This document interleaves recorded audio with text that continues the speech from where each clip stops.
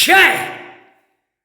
பார்வதி அம்மா தமிழ்நாடு கணக்கு அரசியல்வாதி 12 மாதமாக நீதிமன்ற கோர்ட்டில் வழக்கு ஓடி நிலுவையில் இருக்கிற கணக்கில் அந்த கேஸ் கட்டுக்கு தப்புக்கு தண்டனை போடுறார். 12 மாசமாக தப்பிச்சு போயிருந்தானா அதுக்கு தண்டனை. அதான் 3 சட்டம் 3/4 சத்தியம். 3 சட்டம் தண்டனை கணக்கு 3/4 சத்தியம். புரிஞ்சிக்கோ. 10 சட்டம் ஊடால போட்டார். அதுக்கு என்ன பிரார்த்தனைகள் வருதோ அதுக்கு என்ன பிரார்த்தனைகள் கொடுக்காரோ 3/4 சத்தியம். புரிஞ்சிக்கோ.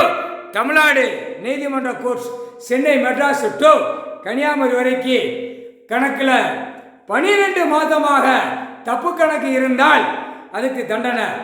அடுத்து 24 மாதம் 2 ஆண்டு காலம் 3/4 சத்தியம். 3 ஆண்டு காலம் 4 ஆண்டு காலம் இப்படியே தப்பிச்சு போய் உட்கார்ந்துருக்கான். 3/4 சத்தியம். டெல்லி டு தமிழ்நாடு, தமிழ்நாடு டெல்லி. இப்போ தமிழ்நாடு கணக்கு வார்டு வரைக்கும் சேட்டை பண்ணுறவனுக்கும் சிவில் கேஸ் கிரிமினல் கேஸ் கணக்கு எடுக்கார். அந்த கணக்கு தண்டனை. அதான் மாதத்தை பிடிக்கார். 12 மாதம் கணக்கு ஒன்று. புரியுதா? அதுக்கு மேலே மேலே மேலே மேலே போனானா ரொம்ப அளவுக்கு மீறி போனால் தூக்கு தண்டனை. 3/4 சத்தியம்.